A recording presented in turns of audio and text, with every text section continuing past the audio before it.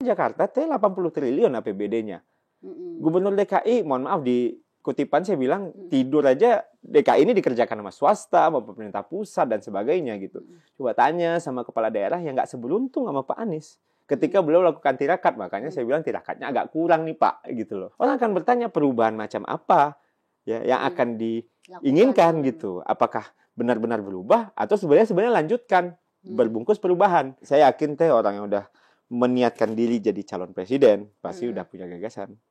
Ya, tentu itu yang akan dicek sama publik, netizen, kita semua, rakyat, orang yang akan memilih gitu. Tapi di sisi lain ketika tidak bisa menggambarkan how to-nya, caranya, wah itu bisa-bisa jangankan ini, bisa-bisa backfire. Maaf nih bos, Ayo juga bisa lomba pidato nih, karena kan jadi presiden bukan lomba pidato. Jangankan pendukung Pak Ganjar, saya yakin pendukungnya Pak Anies yang rasional pun pasti akan bertanya, ini gimana ya caranya ya gitu.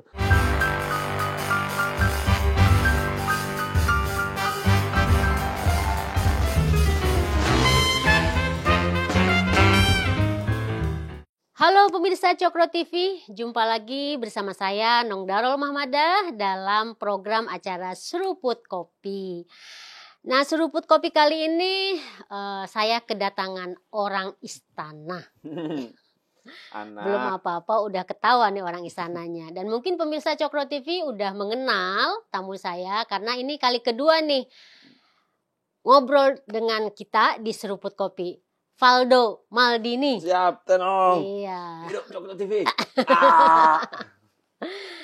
Pemirsa Cokro TV juga Tete, mungkin 2 juta umat. 2 juta kan sebenarnya? Udah lebih dong. Oh, 2 juta lebih umat. Jadi ini saya mungkin gak perlu mengenalkan Bro Valdo. Talent Cokro TV. Ya, yang sedang tugas. tersandung tugas negara. Jadi kita hibahkan ya Bro Valdo ini kepada Presiden Jokowi. Jadi sekarang Bro Valdo adalah staf sus dari Menteri Sekretariat Negara, Sekretaris Negara ya, Pak Pratikno. Dan memang Valdo diberi tugas berhadap-hadapan dengan media, dengan publik.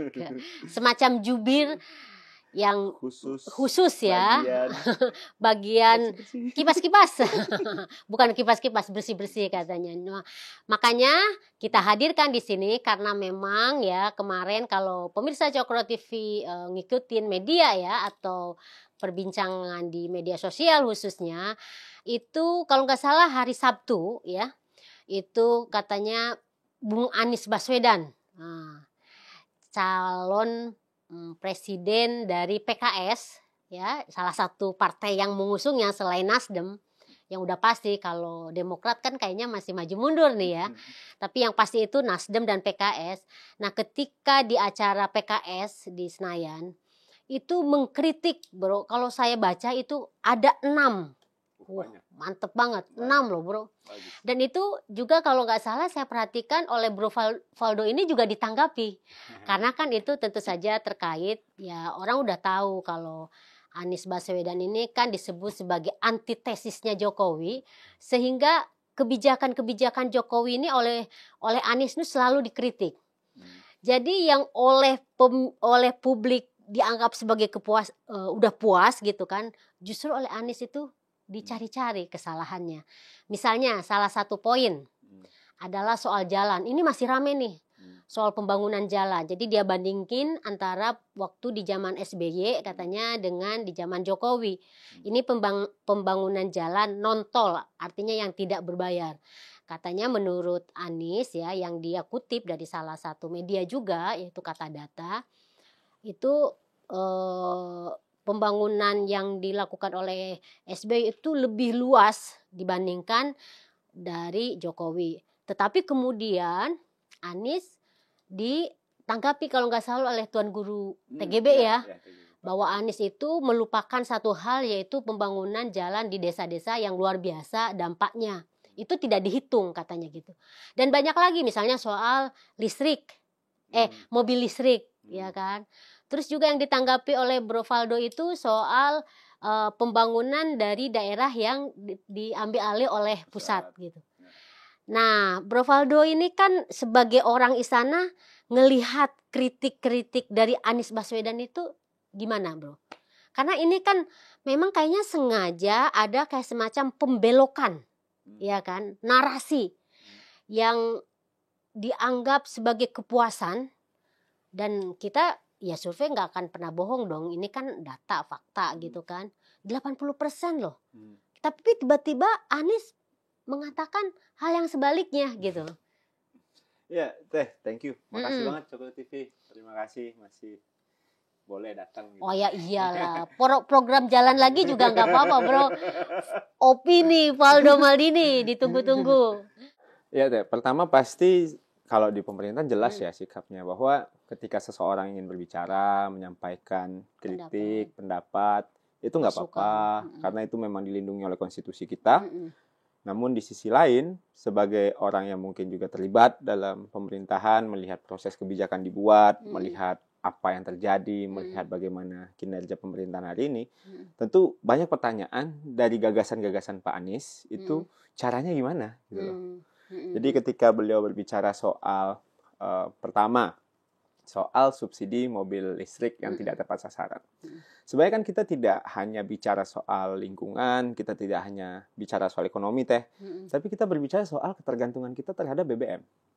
Kita tahu bahwa mayoritas orang-orang yang kelas middle up, menengah ke atas itu, memiliki kemampuan untuk membeli mobil dalam cc besar tentunya, dan memiliki dampak untuk mengkonsumsi BBM kan lebih banyak, ya kan? Jadi dengan itu, adanya subsidi yang dilakukan oleh pemerintahan hari ini sebenarnya itu game panjangnya adalah soal ketergantungan kita terhadap impor bahan bakar minyak. Yang hari ini subsidinya sendiri kita masih sering bertempur, sering banyak demonstrasi, yang juga presiden dan timnya gitu ya, ekonomi, tim Kementerian SDM dan sebagainya, Pertamina terlibat, itu mencari cara gitu agar kita juga bisa shifting kan, Teh. Jadi conversion nih, gamenya konversi energi gitu. Karena orang-orang yang punya kemampuan kelas menengah ke atas yang kami sampaikan tadi, Teh, itu kan dia punya bisa beli mobil lebih dari satu. Ya, ketika dia bisa mengurangi perlahan-lahan dengan mobil dengan baterai yang energi listrik, tentunya itu dalam jangka panjang itu akan memberikan dampak. Itu satu. Itu bisa dijawab sebenarnya. Jadi sebenarnya bicara semangat, kita semangat semua untuk ngebelain Republik ini, Teh. Tapi kan Pak Jokowi udah nunjukin caranya yang tercapture dalam hasilnya. Nah, kalau soal berbicara kendaraan listrik, wah itu mah udah disubsidi sama pemerintah. Jujur aja sejak saya mahasiswa juga mobil bus listrik itu udah banyak gitu. Dan kita lihat banyak pemda-pemda yang juga mengalokasikan budget gitu untuk itu. Jadi kita tidak hanya bicara sepotong tanpa punya perspektif besar dan nggak tahu caranya, tapi udah dikerjain sama Pak Jokowi. Nah, makanya beberapa kali dalam diskusi-diskusi kita nanyain, bicara tentang gimana caranya? Misal beliau berbicara soal mafia, pemberantasan mafia gitu, Teh. Nggak ada sih orang yang pengen ada mafia di Republik ini, siapapun presidennya gitu, Teh. Namun di sisi lain, Pak Jokowi sudah mensinkronisasi institusi penegak hukum, Teh. Tidak hanya KPK, kejaksaan, kepolisian, itu kan diperkuat semua. Itu cara satu. Nah, caranya yang ini gimana gitu loh. Itu yang sering kita tanyakan kan, karena berbicara narasi satu hal gitu, tapi orang akan bertanya, how? Gimana Pak caranya? Apalagi hari ini masyarakat Indonesia kan juga punya akses terhadap media sosial, orang bisa baca, dan mereka akan bertanya, gimana Pak caranya? Jadi yang bicara soal jalan tadi yang Teh Nong sebut gitu. Pasti kan kita bisa lihat mudik kemarin kepuasannya 89%. Ya kan? Habis itu kita juga melihat bahwa setiap pemerintahan challenge-nya beda-beda, Teh. Dan kita juga nggak mau ngomong apa yang dikerjakan hari ini itu tanpa karya Pak SBY, nggak gitu juga gitu. Kan yang sebelumnya bagus dilanjutkan gitu kan. Ada yang mungkin perlu diperbaiki, kita revisi. Ada yang perlu bagus, ya gas terus gitu. Jadi bicara soal pemerintahan, apabila seorang kandidat, Teh, presiden loh ini, Teh ya. Ini bukan kandidat ketua BEM ini loh ya. Bukan kandidat ketua ikatan alumni nih masalahnya. Ini presiden akan memimpin negeri ini. Akan memimpin negeri dengan 280 lebih juta orang gitu, dengan ekspektasi nomor 4 dunia di tahun 2045. Ketika bicara masa depan, tentu yang hari ini juga jangan diabaikan. Dan menjadi pemerintah itu, Teh, adalah mengkoneksikan hari ini dan masa depan. Dilalah hari ini Pak Presiden Jokowi sudah mengerjakan apa yang menjadi kritikan dengan hasilnya 82% kepuasannya. Bicara soal apa kebebasan berekspresi misalnya, sempat juga disinggung oleh Pak Anies di pidatonya. Saya nonton pidatonya. Jadi, sampai penuh, sampai selesai gitu ya. Aku nonton dan aku dengerin dan selalu dalam beberapa catatan tuh saya lihat ini caranya gimana gitu.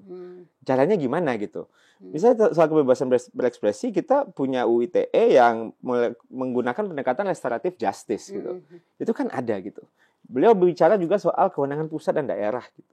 Apalagi beliau doktoralnya, disertasinya soal ODA kan. Otonomi daerah ya. Ya, saya kira Pak Anies mungkin agak bias Jakarta nih kalau ngelihat persoalan ini. Karena Jakarta 80 triliun APBD-nya. Gubernur DKI, mohon maaf di kutipan saya bilang tidur aja DKI ini dikerjakan sama swasta, sama pemerintah pusat dan sebagainya gitu. Coba tanya sama kepala daerah yang nggak seberuntung sama Pak Anies. Ketika beliau lakukan tirakat, makanya saya bilang tirakatnya agak kurang nih Pak gitu loh. Karena ada banyak hal yang misal soal kenapa pusat terlibat di daerah misalnya teh? Karena kan banyak dana dari APBN itu yang perlu pengawasan dalam proyeknya, dalam pelaksanaannya. Nah, kalau dilepaskan nanti bisa jadi temuan, mangkrak dan sebagainya gitu loh teh. Jadi bicara soal sikap kita tuh jelas gitu. Kalau seandainya Anda ingin menyampaikan gagasan ya monggo gitu. Tapi ya kita juga pengen tahu caranya gimana Pak. Beliau bicara soal ketimpangan misalnya. Loh Pak Jokowi udah punya IKN. Yang Pak Anies pun bilang akan melanjutkan gitu kan. Jadi kan lama-lama jika seandainya caranya tidak jelas ya, tidak sampai hari ini tidak jelas, orang akan bertanya perubahan macam apa ya yang akan diinginkan gitu. Apakah benar-benar berubah atau sebenarnya lanjutkan berbungkus perubahan. Tentu orang akan berbicara seperti itu Tenong, karena kita melihat hari ini manusia Indonesia, orang Indonesia nggak bisa gitu cuman dibilang narasi-narasi besar gitu. Ya banyak hal lah. Kemarin saya diskusi juga saya tanyakan ke beberapa teman-teman di partai Nasdem, Demokrat dan PKS tentunya saya tanya, gimana caranya gitu? Kasih kita berkuasa dulu. Lah gimana gitu loh. Ya berkuasa kan harus dijemput dengan cara ngeri gitu. juga kalau dikasih kesempatan berkuasa dulu. Itu kan jawaban yang kita juga jadi ketawa Tenong. Karena Anda mendapatkan kekuasaan itu ketika Anda punya narasi, Anda tahu caranya gitu. Karena sekali lagi ini capres gitu. Kecuali ya pemilihan apapun teh pasti ditanyain. Tenong apa atau kita semua mungkin masyarakat Coklat TV gitu yang pernah ikut pemilihan pasti ditanyain visi misi gimana caranya Pak gitu, gimana caranya Bu, pasti itu ditanyain. Jadi itu aja sih concern kita. Nah yang menarik itu kan sebenarnya gini, ketika Anies mengkritik banyak gitu ya, kalau saya lihat tuh ada sekitar 6 7 poin gitu. Nah yang menarik itu adalah Anies ini sendiri kan pernah berada di posisi itu meskipun misalnya sebagai gubernur DKI. Ya yang undang-undangnya perpanjangan pemerintah pusat toh. Betul. Dan yang dia kritik misalnya soal listrik ini ya. Soal mobil listrik. Loh, kok dia malah melakukan Formula E? Itu kan mobil listrik juga gitu kan. Jadi agak ironi itu. Iya, jadi tentu orang akan ngecek rekam jejaknya gitu. Rekam jejak apa yang sudah tercapai dan tidak. Bicara soal korupsi misalnya. Di DKI disampaikan ada KPK DKI gitu. Yang sebenarnya kita juga pengen bertanya capaiannya apa. Oh capaiannya tidak ada korupsi. Loh memang kalau tidak ada korupsi, tidak ada korupsi. Tidak ada ditemukan kasus korupsi, kan tidak berarti tidak ada korupsi teh. Itu kan dua hal yang berbeda gitu loh. Terus ya Formula E salah satu orang yang cukup hangat dan dalam dari ya kita lihat Pak Anies juga dipanggil sebagai saksi kan ketika itu gitu. Terlepas dari apapun kejadian proses hukum kita nggak akan intervensi gitu. Tapi yang jelas masa lalunya itu pasti akan dilihat gitu. Ketika bicara capaian A, capaian B, yang mungkin teman-teman Coklat TV di komen nanti mungkin lebih banyak lagi nih. Ya, ngasih daftar gitu ya. Daftar janji gitu. Karena aku kan jujur teh, aku kan manusia yang lahir dari Pilpres teh.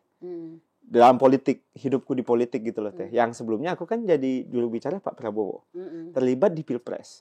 Dalam pertempuran Pilpres itu, yang aku rasakan, yang mungkin Pak Anies juga pernah jadi jubir Pak Jokowi di 2014 seperti itu. Jadi posisinya ini sweet ya? Iya, Pak Anies kan pernah di situ. Perdebatannya itu di level kami aja teh. Di level kami juru bicara aja. Itu ditanyain caranya kok. Waktu itu kan aku ditanya, misal waktu membela Pak Prabowo, apa gagasannya? Pak Jokowi sudah membangun jalan tol. Gitu. untuk memperkuat kita punya infrastruktur. Saya kan mengkritik produksinya dong, pabriknya, ya kan? Dan hari ini dikerjakan oleh Pak Jokowi lewat hilirisasi. Yang tahap keduanya ketika beliau menang, ketika jalan sudah bagus, pelabuhan banyak, bandara banyak, dilakukanlah proses hilirisasi nikel, bauksit, menahan raw material kita biar nggak jalan keluar. Level kami aja ditanyain caranya sama netizen gitu loh, di podcast-podcast, apalagi calonnya gitu. Jadi dalam derajat tertentu agak susah kalau seandainya tidak disampaikan cara mencapainya. Tentu orang akan bertanya. Artinya kalau menurut Bro Valdo ini sekarang itu sebenarnya udah enggak zamannya lagi hanya sekedar mengkritik ya. Apalagi kalau bicara sama mayoritas calon pemilih di 2024 nanti mereka yang akses medianya gampang, mayoritas milenial, Gen Z dan sebagainya, itu kan nggak bisa mohon maaf ya, ditipu-tipu aja gitu. Ya mungkin ada orang yang kagum dengan kemampuan berpidato, berorasi berbicara gitu. Tapi kan mereka juga pas pulang nanya, itu Bapak tadi ngomong begitu, gimana caranya ya gitu. Dan itu jujur aja, oh ya sempat beberapa tim ses mungkin bukan tim ses, orang yang terlibat mendukung Pak Anies gitu ya, komentar di Twitter, ya bisa kita lihatlah logistik performance index kita turun di zaman Pak Presiden Jokowi gitu, tapi naik di zaman Pak SBY. Kalau gitu ya udah kita coba bedah datanya, ternyata penyebab turunnya itu kalau namanya indeks kan pasti ada yang naik ada yang turun, kumulatif nanti turun kalau seandainya totalnya lebih negatif gitu kan Ternyata ada item yang naik, yaitu infrastruktur dan custom. Yang itu adalah dampak dari kinerja Pak Jokowi dalam debirokratisasi.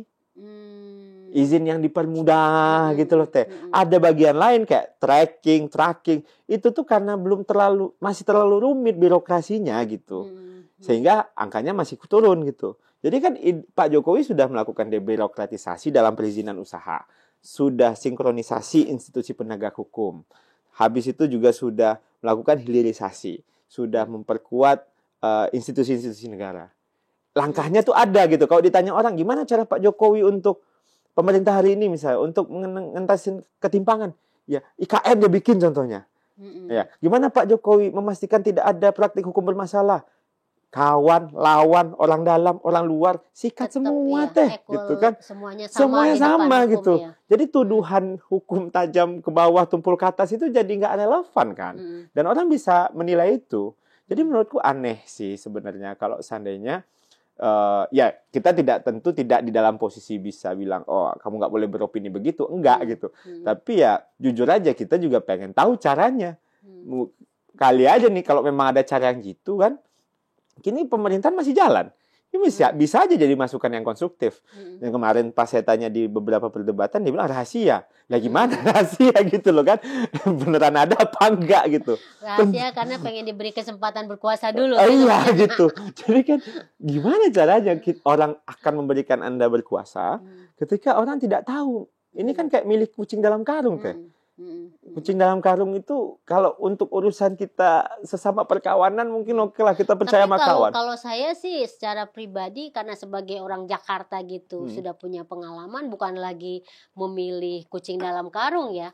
Karena dulu kan juga kita mungkin pemilih Jakarta dulu di Pilkada 2017 sempat tergoda atau terbuai dengan kata-kata yang indah, janji-janji yang indah. Tapi ketika diberikan kesempatan untuk berkuasa kan yang terjadi kita tahu semua kan. Banyaklah kritik maksudnya kritik soal kinerja, target yang diturunkan dan sebagainya gitu kan. Tapi dalam kapasitas itu kan beliau sebagai gubernur ya sudahlah gitu kan. Udah dievaluasi oleh DPRD, dievaluasi oleh netizen gitu. Tapi ya suka nggak suka Pak Presiden Jokowi support kok, misal kayak waktu Formula E gitu Pak Presiden datang ngasih piala gitu kan. Jadi tuduhan-tuduhan dibilang kita mengganjal apa ini itu kan nggak ada urusan sama pemerintah gitu loh Jadi asumsi-asumsi bahwa wah ini nih kita ingin mengganjal, loh emang ada terbukti kasusnya gimana gitu. Justru aneh kan ketika ada temuan nggak diangkut, follow up ini malah bahaya. Bisa dipertanyakan tentang penegakan hukum yang semua posisinya sama gitu kan. Mau menteri mau siapa. Betul, gitu kan. Jadi lihat aja beberapa yang ketangkep jujurnya koalisi semua nih Dari sejak periode pertama Pak Idrus dan Pak Imam, Pak Juliari, Pak Edi, sama Pak Joni.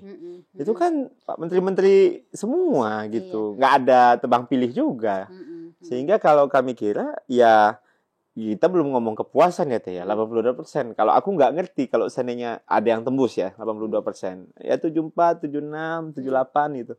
Ya kalau ada yang nge-challenge itu kita juga pengen bertanya gimana caranya gitu loh. Itu kan metode paling ilmiah hari ini untuk mengukur kepuasan publik gitu loh Teh. 82% itu angka yang nggak kecil loh Teh. Yang apabila kita bandingkan sama periode sebelumnya, itu jauh sekali. Jauh sekali Teh. Tembus di angka 60 apa? Gitu Teh. Kan ada kekhawatiran lemdak yang kedua. Justru Pak Jokowi makin gaspol di sisa-sisa waktu yang ada gitu loh Teh. Dan kita masih punya waktu sekitar 1 tahun 4 bulan lagi gitu. 1 tahun 4 bulan lagi gitu. Masih banyak waktu Pak Jokowi sebenarnya. Nah, tadi Bro Valdo sempat menyindir atau menyatakan bahwa ini Anies ini kayaknya tirakatnya itu kurang. Nah, mungkin bisa diperjelas itu maksud dari tirakat itu apa? Apa misalnya kurang gaul, kurang ke lapangan, kurang apa istilahnya tuh mengambil aspirasi, menerima aspirasi masyarakat. Karena kalau masyarakat kan yaitu terlihat dari survei kan. Atau ada maksud lain nih kan dari konteksnya waktu itu beliau mengatakan bahwa bertirakat keliling tanpa foto. Maksudnya dia silent movement lah gitu. Silent gitu. Jujur Teh kalau ceritainnya aku ingat cerita antara ini Teh Bung Kecil Syahrir dengan Tan Malaka. Jadi kan mereka kan tokoh progresif lah itu berdua itu kan. Ya ada mungkin aku bahasa dengan bahasa konten kali ya Teh ya. Bahwa ketika itu Tan Malaka ingin bicara sama Syahrir, Ril, kita gulingkan aja Bung Karno nih kata Datuk Tan Malaka ini kan Teh. Terus kata Bung Syahrir, gini Datuk, coba Datuk keliling Jawa dulu, kata dia. Tahu nggak orang sama Datuk? Kenal nggak orang sama Tan Malaka gitu? Ya, dengan madilognya ini loh gitu loh kan? Cocok juga Ril gitu kan? Dicobalah keliling sama Tan Malaka Teh. Udah 3 bulan nih. Dia keliling nih Tan Malaka. Balik ke Syahrir. Gimana Datuk? Kata Syahrir. Kagak ada orang kenal gua, kata dia. Kalah dong sama Jadi Bung mending Karno ya. kita dukung aja nih Bung Karno, kata dia kan. Ya maksudku orang banyak lah gitu, ketika keliling ke sana kemari gitu. Dan dalam konteks ini kan berdasarkan tirakatnya beliau berbicara gitu kan. Ya kita percaya lah beliau ketemu banyak orang dan sebagainya gitu.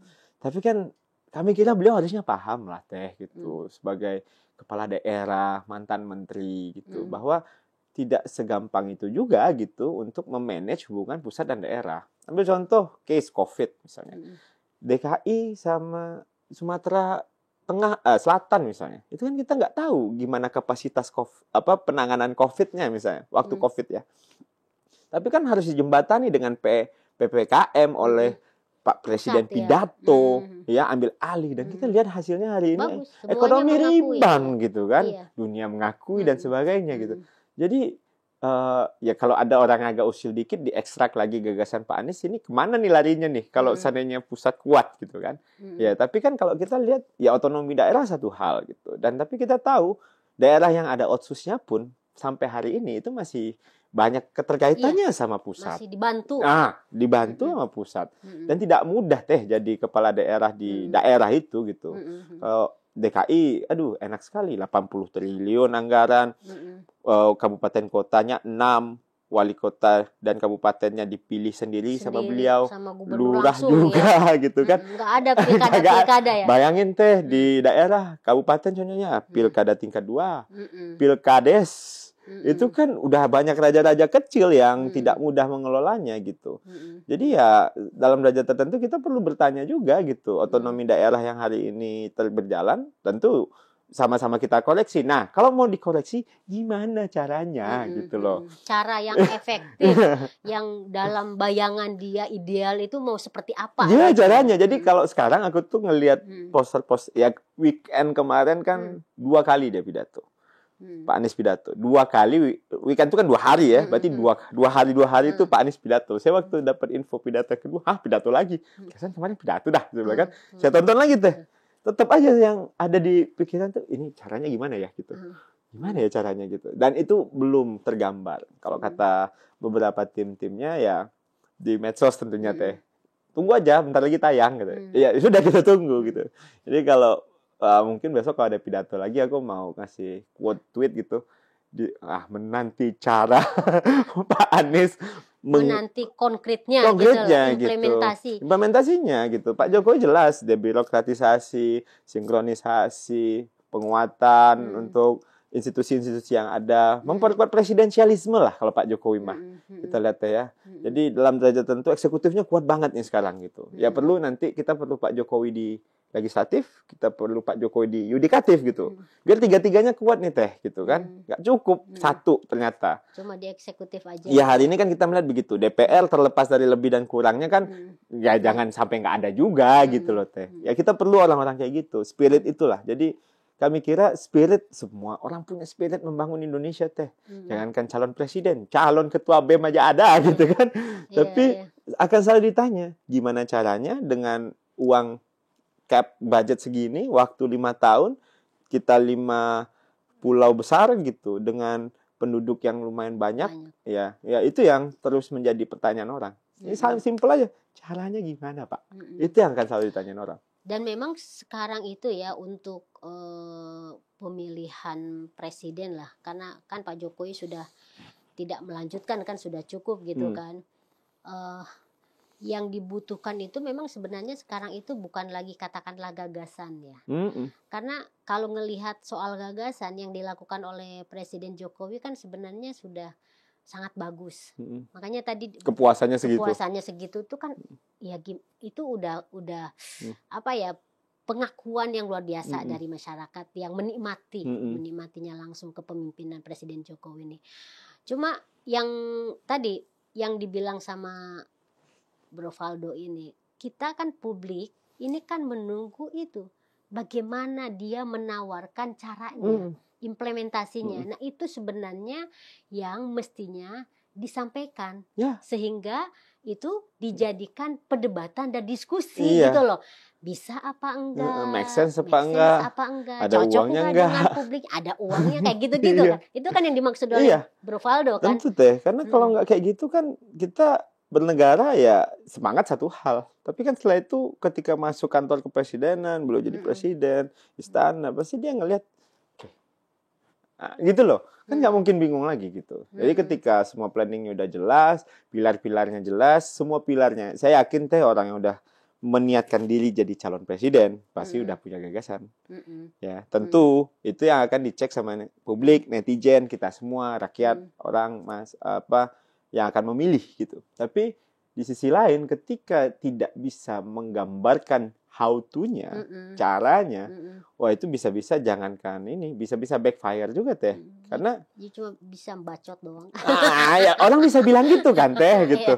Ini maaf nih bos, Ai juga bisa lomba pidato gitu, nih, karena kan jadi presiden bukan lomba pidato gitu. Maksudnya ya itu satu hal gitu. Tapi ya kemampuan presiden bernarasi penting ya. Kita lihat Pak Jokowi juga nggak kaleng-kaleng juga sekarang gitu kan, yang di forum-forum internasional orang respect denger gitu. Oh kita punya keinginan untuk ekonomi inklusif, lingkungan yang begini kan jelas how to-nya. Caranya adalah dengan 1, 2, 3, 4 gitu. Pengurangan ini itu gitu kan. Kita pembatasan ekspor material, kita pembatasan ini. Wah heboh lah orang semua kan. Tapi kan ya dalam derajat tertentu kami kira Pak Jokowi kuat di situ juga teh. Orang-orang kerja terbiasa di lapangan, sering ketemu persoalan gitu. Ya melihat masalah infrastruktur, tiba-tiba dia datang, panik orang semua gitu kan, dan itu nggak sekali dua kali gitu. Ya, tipe Pak Jokowi itu bukan pemimpin yang asal bosenan. Satu gitu itu, ya. Terus asal hanya nerima laporan gitu ya, tapi memang benar-benar dicek dari nol gitu. Dan mungkin dia tahu ya mana yang laporannya abal-abal, mana laporannya yang meyakinkan gitu, karena setiap hari kan teh. Sama kita lihat juga, kalau lah misalnya ingin menyasar kaum intelektual misalnya, Pak Anies dengan pidatonya gitu, orang-orang rasional, Ya orang rasional kan juga nggak berhenti di semangat gitu. Mereka kan terus menggali. Ketika udah ada caranya pun ditanya lagi. Iya, itu yang tadi saya bilang akan dijadikan sebagai bahan perdebatan. Perdebatan. Jadi istilahnya benar-benar eksekusinya itu bisa apa enggak, diyakinkan, konkret apa enggak, atau hanya lagi-lagi wacana aja gitu kan. Gitu. Dan ya saya beberapa kali ngikut perdebatan tuh berhenti di situ teh. Karena caranya nggak digambarkan gitu. Kita udah ngasih tahu cara kita. Gimana caranya Anda mafia hukum? 1, 2, 3 gitu kan. Terus yang dari situ nggak jawab gitu. Ya, akhirnya kan yang keluar ketika caranya nggak ada. Perdebatan tuh arahnya jadinya ini teh nuduh. Nah, Anda begini, Anda begitu. Nah, kalau tuduhan kan kita udah susah juga kita jawabnya gitu. Anda terbukti bahwa Anda pilih kasih untuk hukum. Ya gimana? Emang ada buktinya kita melakukan operasi hukum gitu loh teh. Jadi ketika caranya ini nggak akan dikeluarkan sampai kapan kita nggak tahu, perdebatan kita kembali ke tuduh-tuduhan teh. Iya, ya karena mungkin itu juga dalam rangka memframing sebuah musibah, ya, peristiwa musibah yang menimpa dia juga ya. Dalam hal ini kan ya. Sekarang ini kan Nasdem yang mencapreskan dia, kan menterinya kebetulan jadi tersangka, kayak gitu-gitu. Sehingga kemudian kan narasinya adalah seperti itu. Ini hukum diintervensi gitu, karena dalam rangka katanya menjegal dia gitu kan. Cocok logi sudah, tuduhan juga. Nah kalau kita kan disuruh balas tuduhan kan bingung juga teh. Kecuali dia ada proposition, oh Anda begini begitu gitu. Enak juga kita jawabnya. Tapi kalau seandainya dituduh, ya sekali 2 kali bolehlah kita main gitu. Tapi kan yang main ketiga jadi dosa teh. Saling ngomel-ngomel, saling tuduh menuduh dan capek kan teh. Jadi ya kami kira ya di antara semua kandidat misalnya ya, kalau kita lihat Pak Anies kan diasumsikan nih penantang gitu kan. Penantang, jelas, firm posisinya, yang dalam jadwal tertentu paling banyak waktunya juga harusnya hari ini, karena beberapa kandidat masih tugas kan sebenarnya kan. Saya kira mungkin harusnya punya waktu lebih banyak sih untuk how to-nya gitu loh, dalam mengerjakannya gitu. Poinnya apa, ini itu gitu. Ya tapi kalau seandainya sampai hari H nggak dikeluarkan ya kami kira sih ya kita akan tetap menghargai opininya, terima kasih atas kritikannya, tapi untuk tuduhannya ya makasih juga gitu kan. Tapi ya di sisi lain kita tentu dalam posisi yang sedang bertugas gitu loh teh ya. Kita tahu kan gimana cara pembuatan kebijakan, eksekusinya, evaluasinya. Pasti selalu pertanyaan, caranya gimana Pak? Caranya gimana? Gitu loh. Tapi di istana sendiri nih, ini kan sebagai orang istana nih kan, Bro Valdo tuh mungkin bisa cerita dengan ada kritik-kritik seperti itu tuh orang-orang istana gimana ininya, reaksinya gitu loh. Pasti dibahas. Misal kita bicara soal jalan gitu. Kan kita jadi mencari datanya teh. Mana nih yang benar BPS segini gitu. Ternyata, terus Kemen PUPR segini, kenapa ada dispute? Oh ternyata ada yang tidak dimasukkan datanya atau mungkin belum lengkap gitu. Kan itu jadi faktor koreksi juga buat kita, gitu loh. Jadi kita nggak bilang nggak juga gitu loh teh, dianggap serius gitu. Dan misalnya ada kritikan terhadap ODA dan sebagainya, ya kita coba kumpulin data juga gitu loh teh. Kayaknya nggak tepat nih yang kali ini nih gitu. Kayaknya nggak tepat nih. Bukan berarti kita harus selalu snapin enggak gitu loh teh ya. Tapi kita merasa harus dijawab juga gitu loh. Dalam artian pasti kadang mungkin gini juga, kan ngomong depan relawan, berarti ngomong di depan pendukung. Oh iya itu benar gitu, orang bebas ngomong. Tapi kan jangan sampai ada berita atau pemahaman yang sebenarnya Presiden Jokowi sudah lakukan, pemerintah sudah lakukan, dianggap tidak dilakukan gitu. Ini kan soal akuntabilitas. Akuntabilitas, kita jangan sampai cherry picking data gitu kan juga ya Pak TGB udah mencoba menjawab dari sisi itu gitu. Tapi kalau aku kan ngelihatnya simple aja, bicara soal survei gitu teh. Kalau survei itu kan sebenarnya 82% nih. Menurut saya teh warisannya Pak SBY itu adalah orang Indonesia yang main politik jadi percaya survei. Emang itu masterpiece-nya beliau lah kalau menurut aku. Ketika beliau jadi calon presiden percaya survei pertama kali. Dan saya kira sebagai master of survei gitu, legend kan beliau kan. Jadi ya beliau pasti juga nggak bisa bilang survei itu nggak benar gitu. Jadi dengan saya kritikan A, B, C, D, E, F, G, H gitu ya angka 82 gitu. dan 70-an something gitu dibanding pemerintahan sebelumnya. Jadi kan ini perform gitu teh.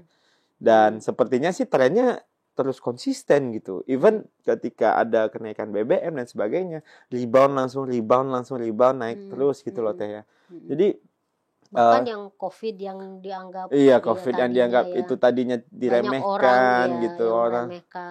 Itu yang mengakui WHO teh gitu dan memang firm gitu loh caranya gitu. Nah itu yang selalu menjadi ya kita tunggu sih teh sebenarnya. Apa sih caranya nih? Pengen tahu juga teh sebenarnya. Kalau ada kan boleh juga nih teknik Pak Anies gitu. Karena kan kalau kita ngelihat track record ya debatable gitunya jadinya teh gitu. Gimana gitu. Aku nggak ngerti dasar hukumnya KPK di DKI itu apa.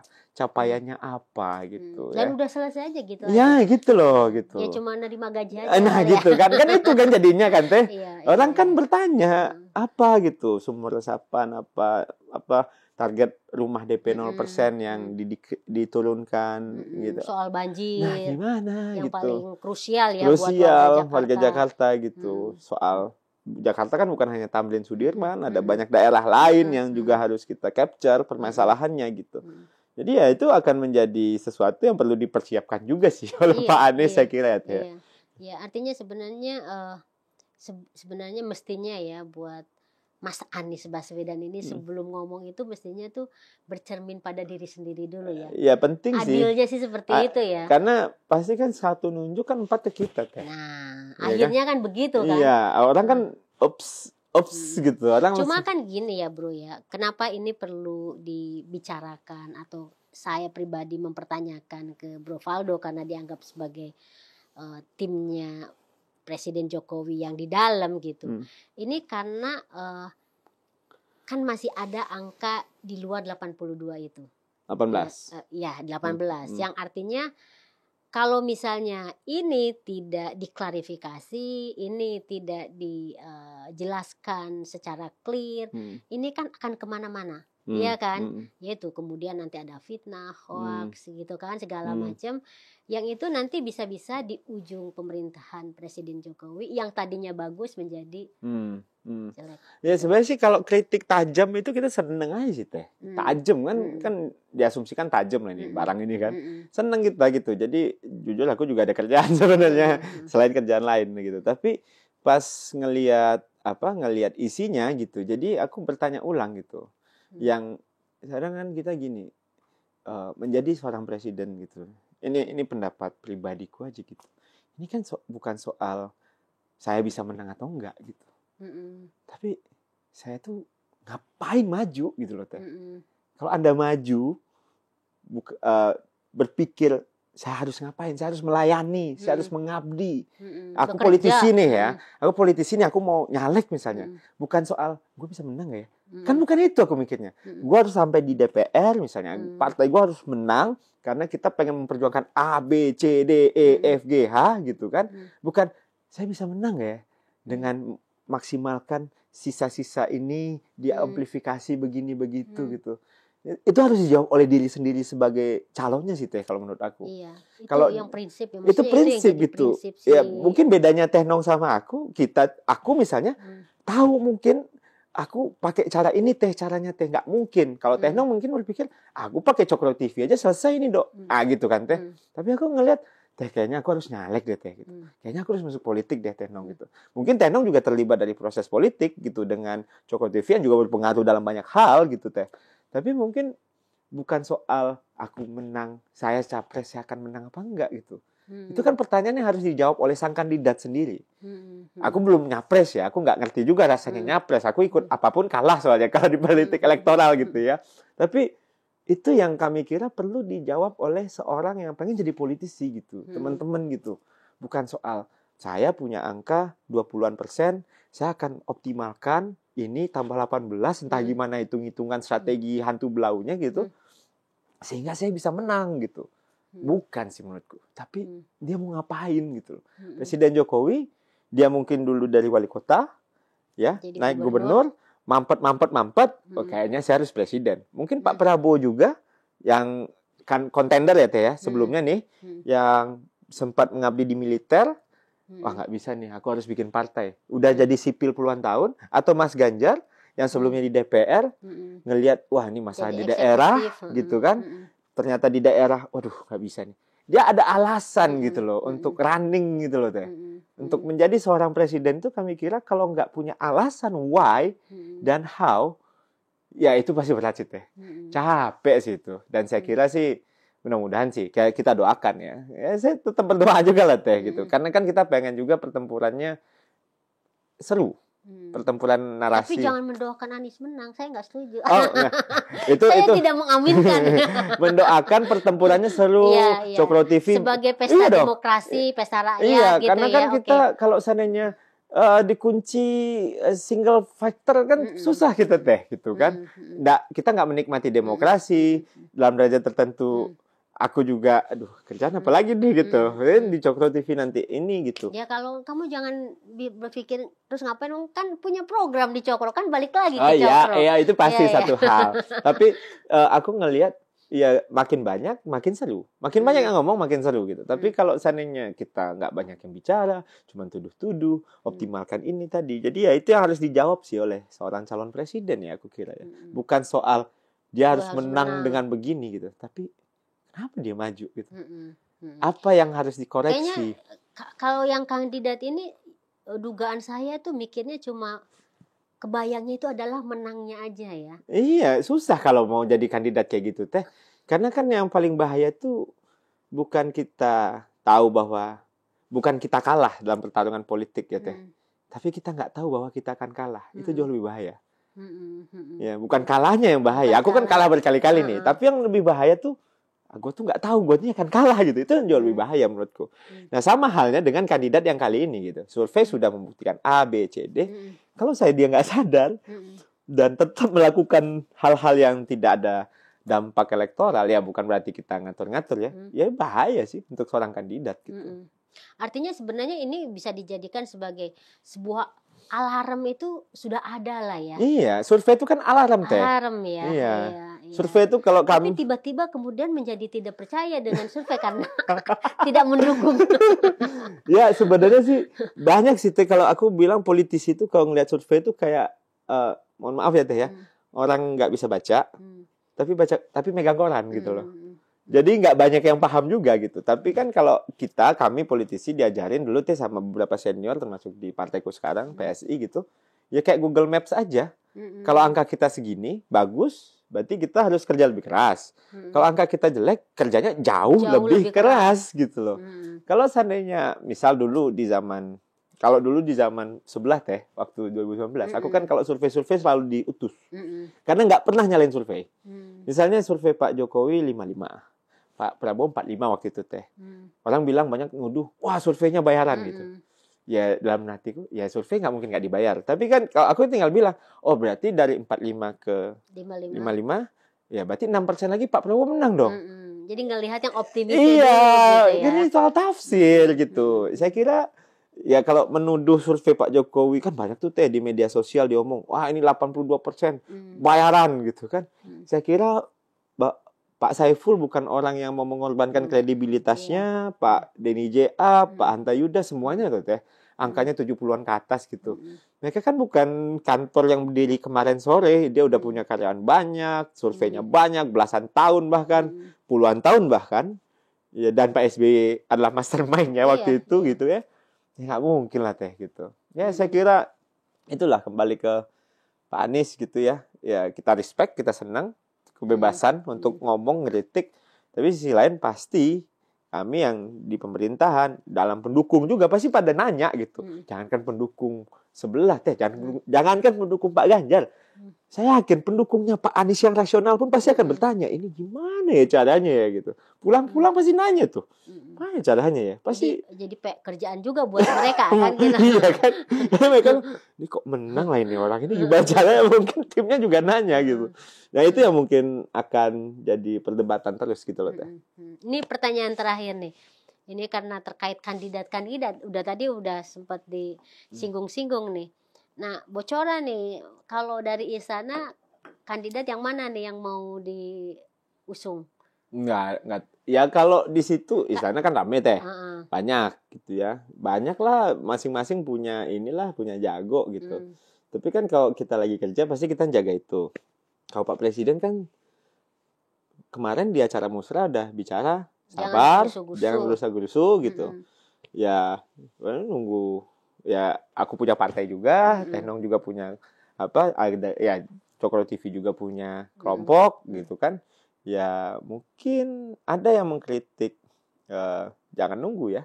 Iya. Ya, ada yang mengkritik gitu. Tapi ya selama Pak Jokowi adalah presiden ya apa salahnya gitu. Kan apa salahnya gitu. Dan beliau juga dengan kepuasan segini kami kira pasti akan memberikan dampak sih kepada blessingnya, karena dia orang yang deliver. Ini ibarat ini loh teh, bos di perusahaan.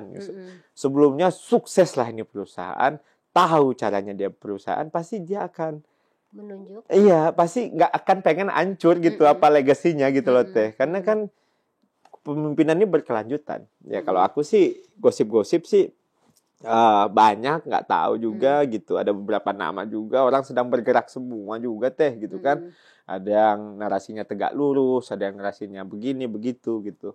Tapi aku lihat sih jangan ya statement presiden aja. Jangan gerasa-gerusu, kita tunggulah, waktu masih ada gitu. Belanda masih jauh. Iya, tapi karena pernyataan Presiden Jokowi yang seperti itu, di bawahnya itu karena mungkin nggak sabar gitu kan, itu interpretasinya jadi kemana-mana pasti gitu loh. Ada, jangankan interpretasi kata-kata teh, interpretasi gestur aja udah banyak orang udah jadi pengamat mimik wajah. Itu dia akhirnya rebutan tapi aku kira itu adalah ujian untuk para pendukung sih teh. Iya kan, terlepas dari suka dan duka. Kalau kita lihat di Pak Ganjar waktu itu juga ada kasus beliau dirundung gitu kan. Kan itu momen untuk ngecek yang mana yang kawan. Mungkin yang terjadi di Pak Anies juga ketika ada kasus ini, mana yang beneran kawan, mana yang beneran lawan gitu, mana yang benar-benar tadi berjuangnya bukan untuk menang, tapi kita harus sampai nih untuk mencapai itu gitu loh teh. Keyakinan itu sih yang aku kira ya dalam kontestasi ya teh ya. Dan ya mungkin aku perspektifnya rada-rada pilpres ya teh ya, karena kan aku politisi yang dilahirkan oleh pilpres. Makanya hadirnya di pilpres gitu. Jadi sangat-sangat melihat ini sebagai upaya bahwa bukan cuma menang gitu, tapi kita harus sampai ke sana karena kita pengen ini gitu loh. Pengen memperbaiki Indonesia dengan begini caranya, A, B, C, D, E gitu loh teh. Itu yang mungkin perlu dijawab oleh Pak Anies dalam pidatonya ya.